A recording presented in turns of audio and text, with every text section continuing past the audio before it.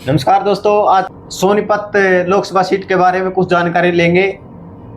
राम राम जी। राम राम जी।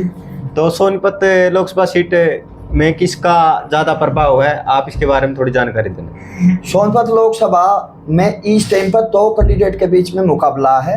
एक कैंडिडेट है सतपाल ब्रह्मचारी जो कांग्रेस से हैं और दूसरे हैं मोहनलाल बड़ोली जो बीजेपी के कैंडिडेट हैं। वैसे यहाँ से दो कैंडिडेट हो रहे हैं, एक जेजेपी का है और एक इन लोग का है, लेकिन वो कहीं मुकाबले में नहीं दिखाई दे रहे। यहाँ मुख्य मुकाबला बीजेपी और कांग्रेस के बीच में है।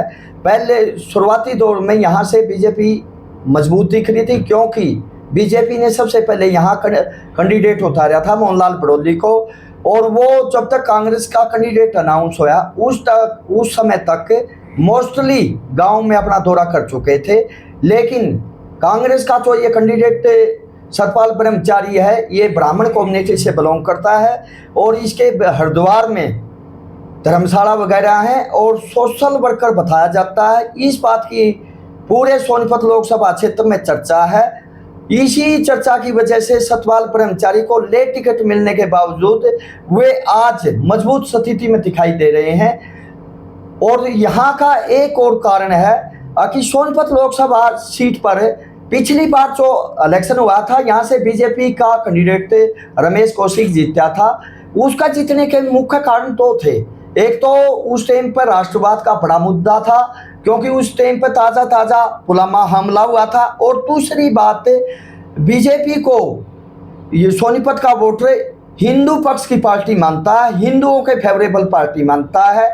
इसलिए रमेश कौशिक ने कांग्रेस के कद्दावर नेता चौधरी भूपेंद्र सिंह हुड्डा को बड़ी भारी शिकस्त दी थी, और उसी से रमेश कौशिक का कद राजनीति में बढ़ा था। लेकिन इस बार थोड़े हालात बदले हुए हैं। इसका मुख्य कारण ये है कि इस बार कोई किसी की लहर नहीं है, ना मोदी की लहर है और ना कांग्रेस की लहर है। इस बार इलेक्शन है जो वो मुद्दों पर ना होकर कास्ट वाइज इलेक्शन चला हुआ है। सोनीपत लोकसभा सीट में सबसे बड़ी कास्ट जाट है, जिसकी 6.25 लाख के नज़दीक आबादी है, वोट है। और वो जाट कम्युनिटी इस बार मोदी से किसान आंदोलन की वजह से खपा है, क्योंकि किसान आंदोलन में जाटों ने बढ़ चढ़ कर हिस्सा लिया था, और वे ये कम्युनिटी मोदी को अपने अगेंस्ट मानती है। और इसलिए इस इलेक्शन में वो एक मुश्त होकर 100 में से शायद 85% के नियर अबाउट कांग्रेस को वोट कर दिया। इसलिए भी सतपाल ब्रह्मचारी मजबूत हैं। दूसरी कम्युनिटी ब्राह्मण है, और दोनों कैंडिडेट ब्राह्मण होने की वजह से तो डिवाइडेशन है। अगर सतपाल ब्रह्मचारी को यहाँ से टिकट कांग्रेस का नहीं मिला होता तो यहाँ मोहनलाल बड़ोली एक तरफा ब्राह्मण कम्युनिटी में जीत हासिल करते, लेकिन दूसरा कैंडिडेट ब्राह्मण कम्युनिटी की होने की वजह से यहाँ ब्राह्मण लॉबी में कांटे की टक्कर होगी, और सतपाल ब्रह्मचारी को बहुत कठिनाइयों का सामना ब्राह्मण कम्युनिटी में करना पड़ेगा। उसके एक कारण ये है कि जो ब्राह्मण कम्युनिटी है उसका झुकाव पिछले 2-3 इलेक्शन से बीजेपी की तरफ है, और सतपाल ब्रह्मचारी हैं जो वो सभी दो हल्के से बिलोंग करते हैं, और सभी दो हल्का में फर्स्ट टाइम किसी एमपी की टिकट आई है। और यही कारण है कि सभी दो हल्के में नॉन जाट बाहुल हल्का होने के बावजूद भी सतपाल ब्रह्मचारी जीत हासिल करेंगे। यहाँ मोहनलाल बड़ोली को कम वोटें मिलेंगी, जबकि सतपाल ब्रह्मचारी को ज़्यादा वोटें मिलेंगी। रही बात दूसरी मोहनलाल बड़ोली की, वो राय विधानसभा से बिलोंग करते हैं, वहाँ के प्रेजेंट एमएलए भी हैं। वहाँ एक वो है ना, उनके प्रति थोड़ी लोगों में नाराजगी भी है, क्योंकि वह एमएलए होने के बावजूद वहाँ का कार्य नहीं करवा सके। इसलिए राय से भी शायद सतपाल ब्रह्मचारी को थोड़ा रिस्पॉन्स ज़्यादा मिले। दूसरी कम्युनिटी ब्राह्मण के बाद चमार है। चमार कम्युनिटी की वोट भी ब्राह्मण कम्युनिटी के इक्वल है। इस बार हरिजन कम्युनिटी में चमार जो कम्युनिटी है उसका रुझान भी कांग्रेस की तरफ ज़्यादा है।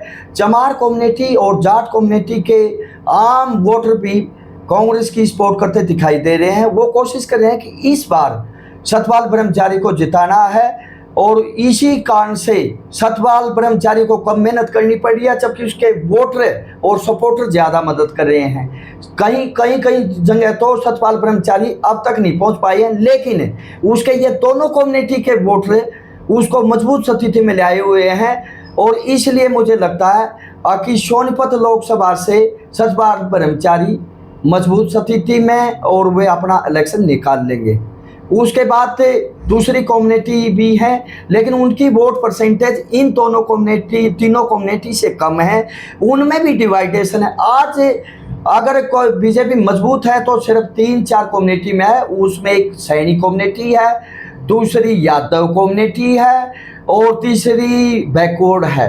लेकिन बैकवर्ड में भी इस बार थोड़ा कास्ट वाइज जिमर कम्युनिटी है, जैसे उसमें डिवाइडेशन देखने को मिल रहा है। और यादव कम्युनिटी में आज के दिन मोहनलाल बड़ोली मजबूत दिखाई दे रहे हैं, एक तरफा उनका इलेक्शन है। इसी तरह से सैनी कम्युनिटी है, लेकिन इनकी वोट परसेंटेज 1 लाख के नियर अबाउट किसी की नहीं है।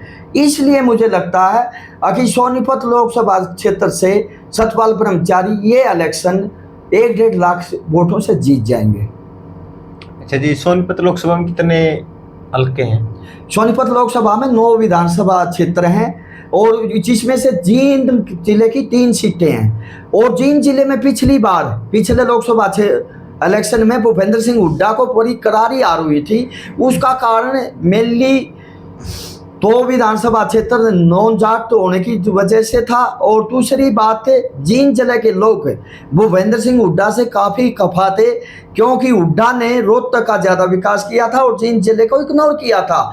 ये लोगों के दिमाग में था कि हुड्डा को सबक सिखाना है, इसीलिए तीनों विधानसभा क्षेत्रों ने हुड्डा को जितनी ज़्यादा शिक्षा दे सके थे वो शिक्षा दी थी। पिछली बार जींद जिले के अंदर आने वाले जाट वोटरों में भी हुड्डा को हराया था। 30-35% वोट बीजेपी को सिर्फ इसलिए दिया था क्योंकि ये लोग चाहते थे कि हुड्डा को सबक सिखाएंगे, ताकि कभी भविष्य में हुड्डा बना तो उसका याद रहे कि जींद की अपनी अहमियत है। और उस अहमियत का जींद जिले ने हुड्डा को एहसास करवाया था।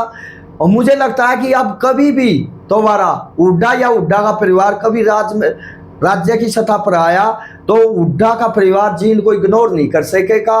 ये बात इस इलेक्शन ने 2019 के इलेक्शन ने सिद्ध करती थी। और यहाँ का जो कैंडिडेट है उसका अपनी खुद का है, हुड्डा के कहने से वोट डिवाइड नहीं हो रहे। वोटों का डिवाइडेशन इस बार ना तो हिंदू मुसलमान पे हो रहा है, ना किसी क्षेत्रवाद पे हो रहा है, ना किसी मुद्दे पे हो रहा है। इस बार का इलेक्शन सोनीपत लोकसभा क्षेत्र का भी कास्ट का ज़्यादा यहाँ भी प्रभाव देखने को मिल रहा है। वीडियो कैसी लगी? वीडियो को लाइक करें, शेयर करें और चैनल को सब्सक्राइब करें।